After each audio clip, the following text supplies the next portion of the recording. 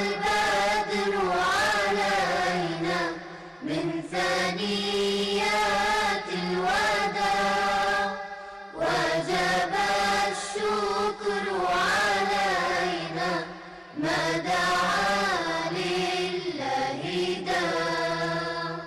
Over to you, Sister Asiya, for the final and the most interesting part. Inshallah, we're looking forward to hearing from you, Sister Asiya. Please start. أعوذ بالله من الشيطان الرجيم بسم الله الرحمن الرحيم رب اشرح لي صدري ويسر لي أمري واحلل عقدة من لساني يفقهوا قولي. Assalamu alaikum wa rahmatullahi wa barakatuhu, sisters. Alhamdulillah, we have come to the third session, entering wedlock.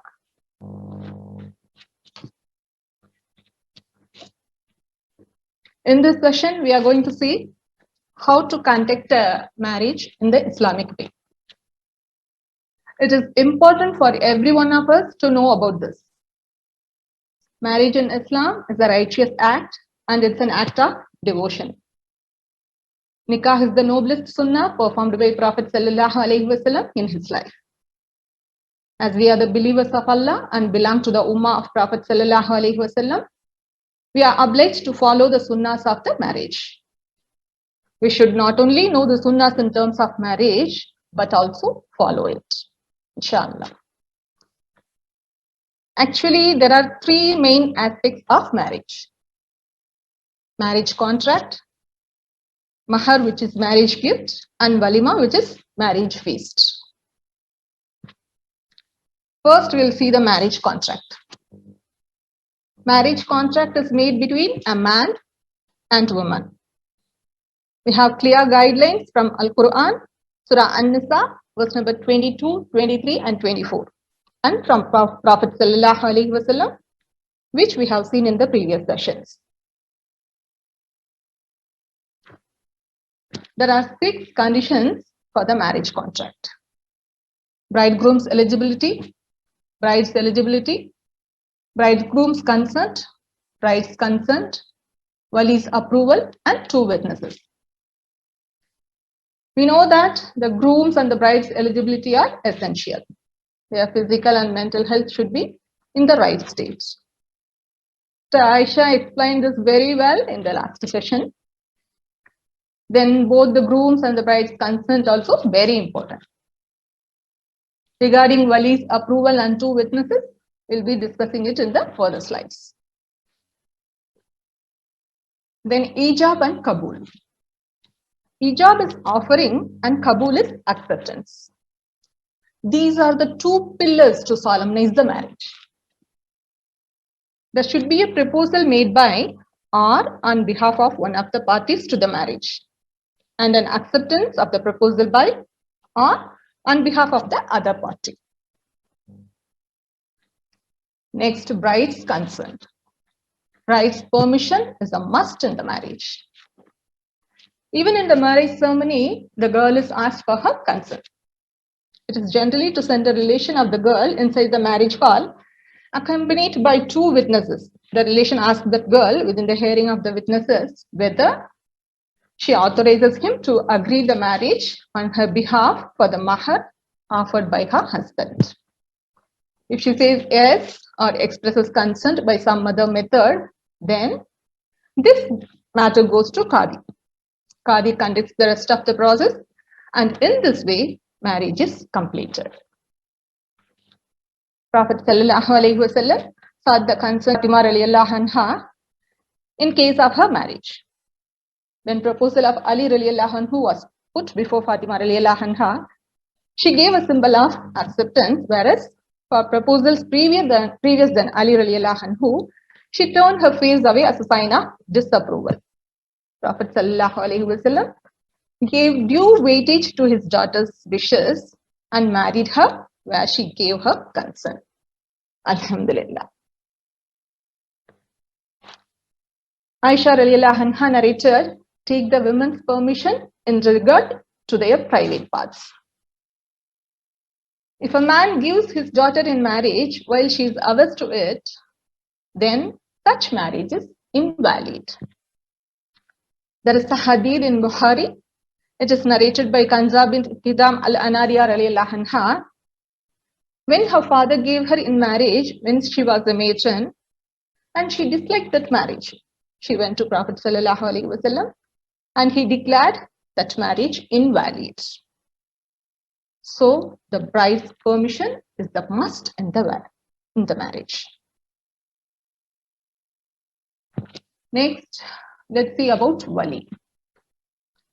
A woman cannot independently give herself in marriage. Her wali should represent her in conducting the marriage.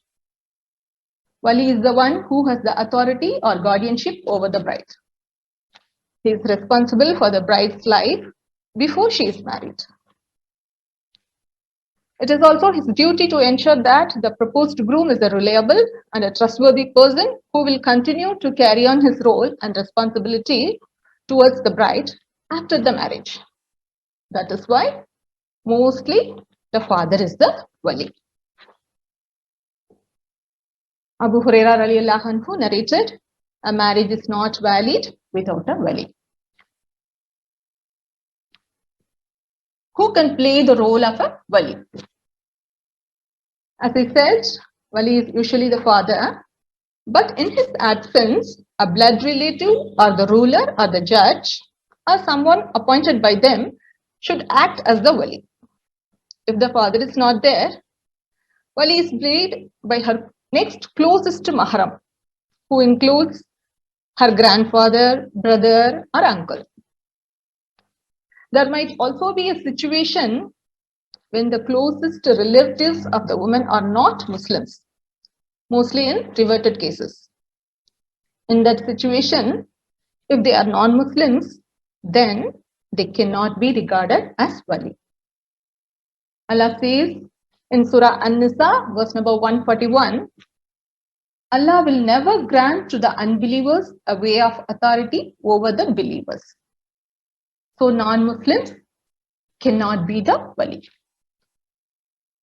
If the bride's close relatives are non-Muslims, then the Islamic authority appointed by the ruler or judge would appoint a wali for her. In many non-Muslim countries, the local imam of a Muslim community carries out the duties of an Islamic judge and so becomes the woman's wali. Sisters, many of us are confused about the status of a woman as being the wali. A woman may not take another woman as her wali. Hope you all understand this. A woman may not take another woman as her wali. Wali is answerable to Allah. The role that a wali plays in the marriage is of great importance. Hence, a marriage conducted by a wali who is not lawful becomes null and void. Along with the wali, two male witnesses are essential to conduct the marriage. Aisha radiallahu anha narrated, a marriage contract is not valid without a wali and two witnesses. So all we need for our Islamic marriage is a wali and two witnesses. That's all. We don't need hundreds of thousands of people. The khutbah. The marriage ceremony is conducted with a khutbatul haja. The assembly of marriage is addressed with the khutbatul haja by a person officiating the marriage. In marriage societies, a state appointment qadi officiates the marriage ceremony and keeps the record of the marriage contract. However, any trustworthy participating Muslim can conduct the marriage, as Islam does not advocate priesthood. Prophet sallallahu alaihi wasallam made it a sunnah to have marriage sermon delivered in the assembly to solemnize the marriage. The sermon invites the bride and the groom, as well as the participating guests in the assembly, to a life of piety, mutual love, kindness, and social responsibility. The khutbah begins with the praise of Allah. His help and guidance are sought. The three Quranic verses, Surah An-Nisa verse number 1, Surah Al Imran verse number 102, And Surah Ahzab, verse number 70 and 71 are recited. The ceremony concludes with dua for bride, groom, their respective families, and the Muslim community. That's all.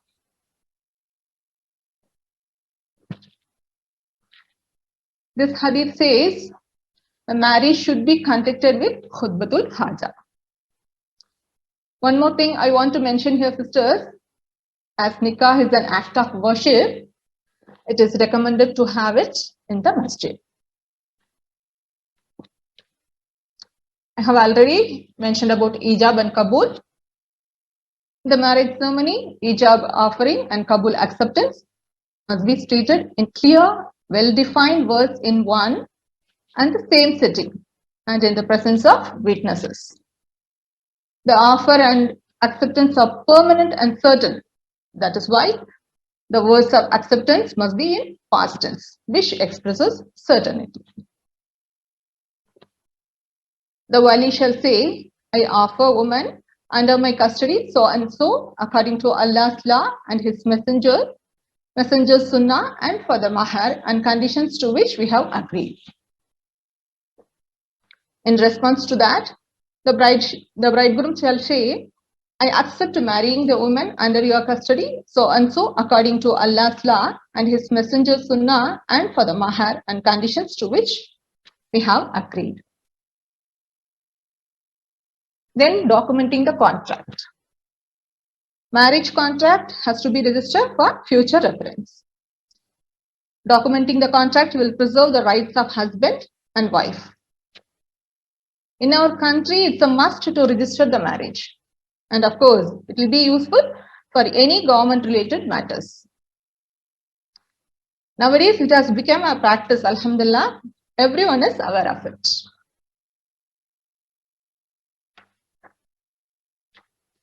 Abdullah bin al-Zubayr radiallahu anhu narrated, announce the marriage. Marriage is not a secret affair. It is important to make sure that this special occasion is informed to the kith and kin.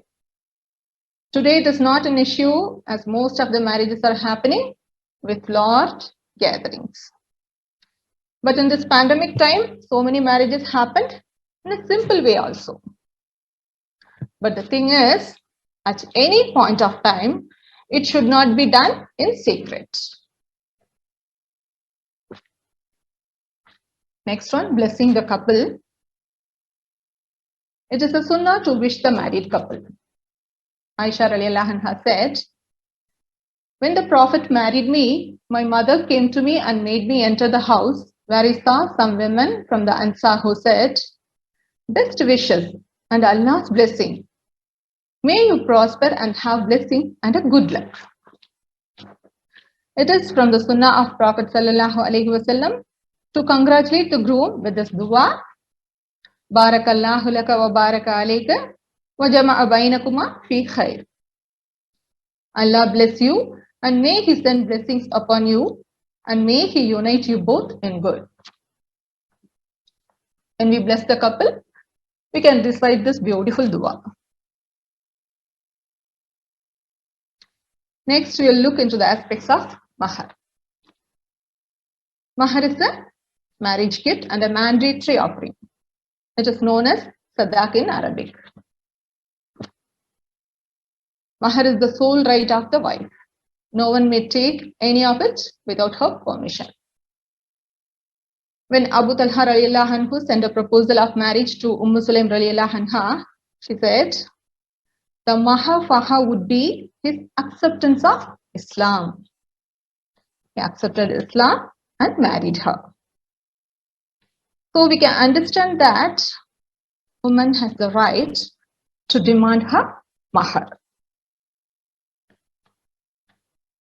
In Surah An-Nisa, verse number 24, it's clearly mentioned that it is obligatory for a man to give mahar to a woman.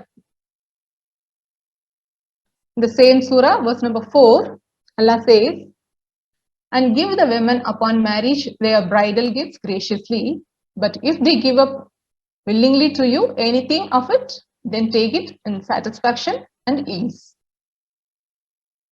Men have to give their mahar with a good heart. It is not lawful for them to take back any part of the mahar they gave to their wives.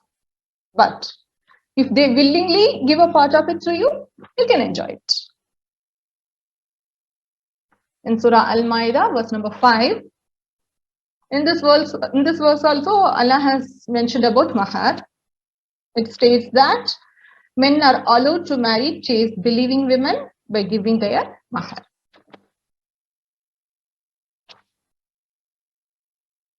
Mahar can be anything, like money, jewelry, clothes, or other material things. We have the practice of mentioning mahar as this much gold or this much money. It is not necessary. It can be said they agreed upon mahar. Then the quantity of mahar to be given is in accordance with the financial ability of the husband. Once a woman came to Prophet ﷺ and said, "O Allah's Messenger, I have come to give you myself in marriage." Prophet ﷺ did not say anything. A man from his companions got up and said, "O Allah's Messenger, if you are not in need of her, then marry her to me." Prophet ﷺ said, "Have you got something to offer as a mahar?" The man said, "I have nothing but izar." Izar means waist sheet. It's a kind of waist belt. Prophet ﷺ said, "If you give your izar, you will have no izar to wear. So find something else, even if it is an iron ring." The man went and returned back with nothing.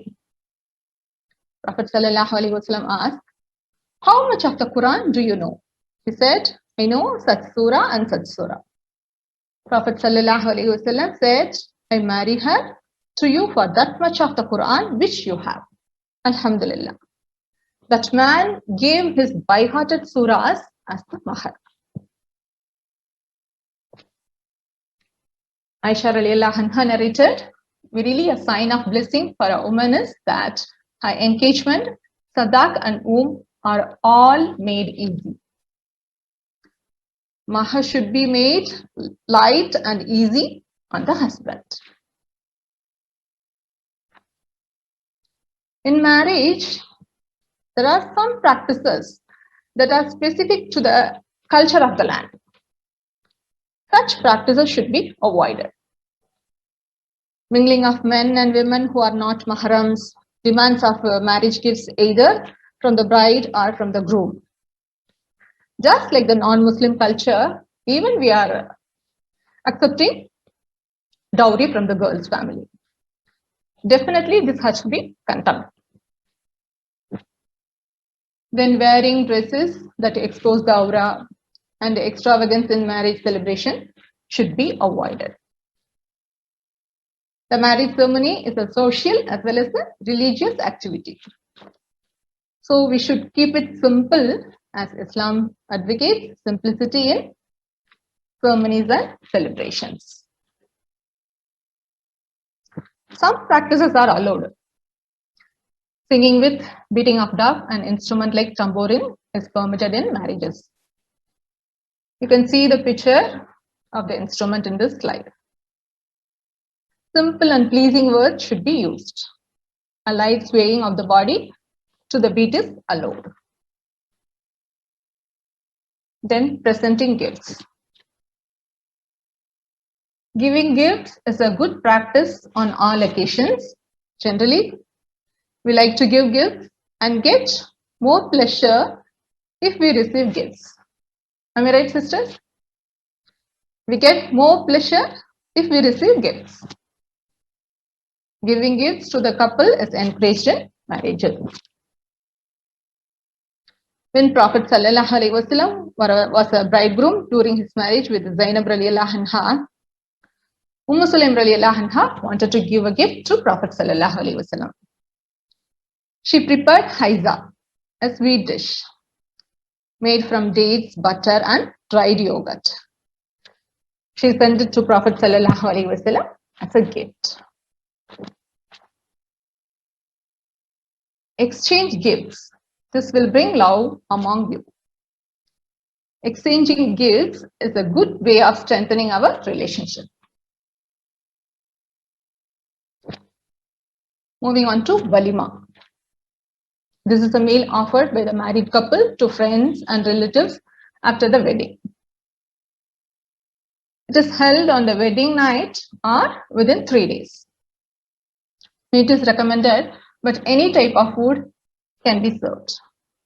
We should invite our relatives, friends, and acquaintances. The worst food is that of a walima, to which the rich are invited, but the poor are not.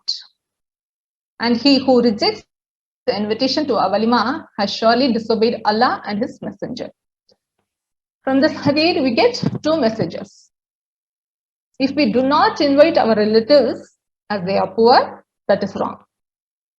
If we are invited for a walima, we should not reject it. Then extravagance and show off should be avoided in walima. Wasting food is also an extravagance. It happens almost in all the functions. Typically, we see people waste a lot of food in functions. Should avoid this. In Surah Bani Israel, verse number 26 and 27, Allah says, "And give his due to the near of kin as well as to the needy and the wayfarer, but do not squander senselessly. Verily, spendthrifts are the brothers of the evil one, and the evil one is to his Lord ungrateful." We have come across these verses many times. We should not be spendthrifts in any matter. Allah does not like people who are spendthrifts. He who believes in Allah and the last day should honor his guest. The invitees should be treated properly. When one of you is invited to a walima, he should attend it. If it is a wedding or something like it, and whoever does not answer the invitation, he has surely disobeyed Allah and His Messenger. So when we are invited for a walima, we should attend it. Okay, sisters, I would like to end my talk by this thought-provoking verse. Surah An-Taghabun, verse number 16. So keep your duty to Allah as best you can, and listen and obey and spend. That is better for your souls, and whoso is saved from his own greed, such are the successful. So what we learn from this verse is that as Muslims, when we do our activities as it has to be done with a pure heart, then we will be successful, inshallah. May Allah guide and help us all to conduct the marriages according to Quran and Sunnah. Ameen. Wa akhir dawana walhamdulillahi rabbil alamin. Assalamu alaikum wa rahmatullahi wa barakatuh. Wa alaikum salam wa rahmatullahi wa barakatuhu. Jazakillahu khairan kaseera, Sister Asia. MashaAllah, that was a really a true guidance and a reminder, not only to young girls, but also all the young mothers, in how a marriage has to be conducted for their children. Really grateful to you for this effort and this wonderful workshop.